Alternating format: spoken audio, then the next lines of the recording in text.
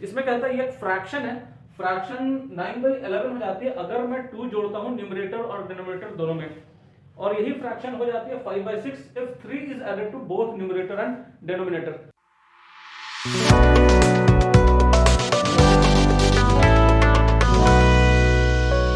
चलो अगले क्वेश्चंस पर आ गए। तो इस क्वेश्चन पे आगे बढ़े इसके पहले आप इंश्योर कर लो कि आपने हमारी चैनल को सब्सक्राइब कर लिया और नोटिफिकेशन बेल को प्रेस कर रखा है, ताकि हर रोज 6 बजे आपको हमारी नई नई वीडियोस मिलती रहे जो आपकी प्रैक्टिस में, आपकी लास्ट मोमेंट के प्रिपरेशन में, बोर्ड एग्जाम की प्रिपरेशन में हेल्प करती रहे। तो चलो क्वेश्चन हमने उठाया एक्सरसाइज 3.2 का क्वेश्चन नंबर 3 का 5th क्वेश्चन है ये, ठीक है।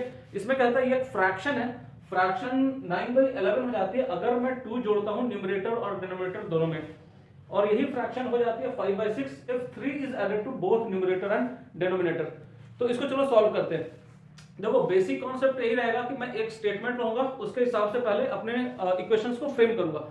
कभी कभी क्या होता है कि जब आप पूरी स्टेटमेंट एक साथ पढ़ते हैं, पूरे क्वेश्चन को एक साथ पढ़ लेते हैं, तो दिमाग कंफ्यूज हो जाता है। तो उस केस में क्या करनी है, आप एक स्टेटमेंट पढ़िए। सबसे पहले तो ये देखिए कि फाइंड आउट क्या करना है, ठीक है। हमें क्या फाइंड आउट करना है, फ्रैक्शन फाइंड आउट करना है। इट मींस न्यूमरेटर पार्ट इसका फाइंड आउट करना है और इसका डिनोमिनेटर पार्ट को फाइंड आउट करना है।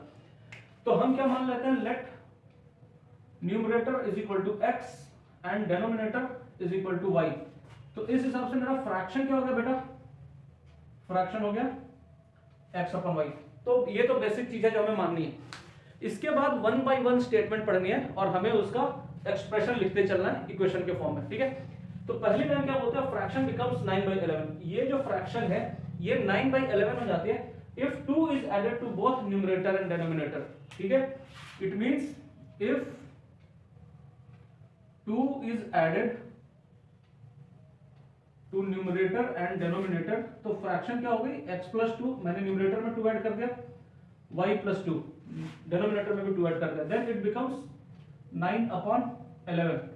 चलो इसको क्रॉस मल्टीप्लाई करो, 11 को यहां से मल्टीप्लाई किया, 9 को यहां से मल्टीप्लाई किया, तो this becomes 11x plus 22 is equal to 9y plus 18। तो यहां से क्या हो गया, 11x minus 9y is equal to -4।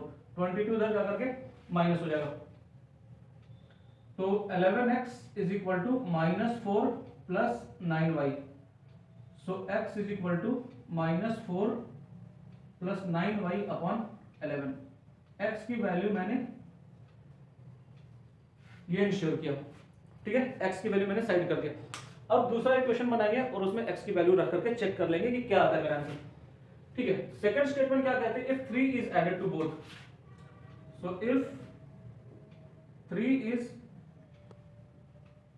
Added to numerator and denominator, तो मेरी इक्वेशन क्या हो गई, x plus 3 upon y plus 3, then it becomes 5/6, ठीक है। तो ये दूसरा इक्वेशन मैंने प्रिपेयर किया। सेम क्रॉस मल्टीप्लिकेशन आप करो, 6 को इधर मल्टीप्लाई किया, 5 को इधर किया, so it becomes 6x plus 18 is equal to 5y plus 15। It means 6x minus 5y is equal to -3। x की वैल्यू यहां से उठा करके यहां रखना है आपको, 6 minus 4 plus 9y upon 11 minus 5y is equal to -3, ठीक है। अब 6 को इन दोनों से मल्टीप्लाई करो और 11 को एलसीएम ले लो 1 गो में, ठीक है। तो 11 को मैंने एलसीएम ले लिया, इधर क्या हुआ, 6 into -4 -24 plus 6 into 9y 54y minus 11 into 5y, this is 55y is equal to -3। -24, 11 को इधर जाकर मल्टीप्लाई करो, -24 minus y is equal to -33, minus y is equal to -33 plus 24। इसका मतलब 33 में से 24 आप माइनस करो, कितना आ रहा है 9, तो it becomes -9। So y is equal to 9, y की वैल्यू मुझे मिल गई, ठीक है। ये कैलकुलेशन बिल्कुल परफेक्टली फाइन अभी तक चल रही है, y इज इक्वल टू हमें 9 मिल चुकी है। अब x की वैल्यू कैसे निकलेगी, देखो x का एक्सप्रेशन मैंने यहां लिख रखा है, इसको उठाओ, x is equal to -4 plus 9y, 9 into 9 upon 11, it means -4 plus 81 upon 11, so this becomes 77 upon 11, so x is equal to 7।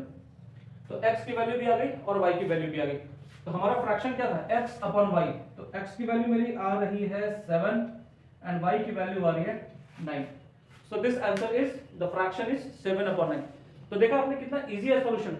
आप एक बार में एक स्टेटमेंट पढ़िए, उसका एक्सप्रेशन लिखिए और फिर जाकर के आप डिसाइड किए कि मुझे सब्स्टिट्यूशन मेथड से सॉल्व करना है या एलिमिनेशन मेथड से सॉल्व करना है। अब चूंकि यहाँ पर ये चैप्टर सब्स्टिट्यूशन मेथड का चल रहा है, इसीलिए मैंने वही मेथड लगाया, पर एग्जाम में इसकी कोई बाउंडेशन नहीं है कि आपको कौन सा मेथड लेना, अनलेस एंड अनटिल क्वेश्चन में मेथड का नाम मेंशन किया हुआ हो। ठीक है, तो ये मेथड भी लगा सकते हैं और अगले कुछ वीडियोज में जो हम एलिमिनेशन मेथड पढ़ने वाले हैं आप वो चीज भी लगा सकते हैं। तो चलिए अगली वीडियोज में हम मिलते हैं आपको अगले क्वेश्चंस के साथ में। इसी का लास्ट क्वेश्चन है और इसके बाद मेरा एक्सरसाइज 3.2 फिनिश हो जाएगा। उसके बाद हम चलेंगे एक्सरसाइज 3.3 पर। तो चलिए, have a good day and bye bye.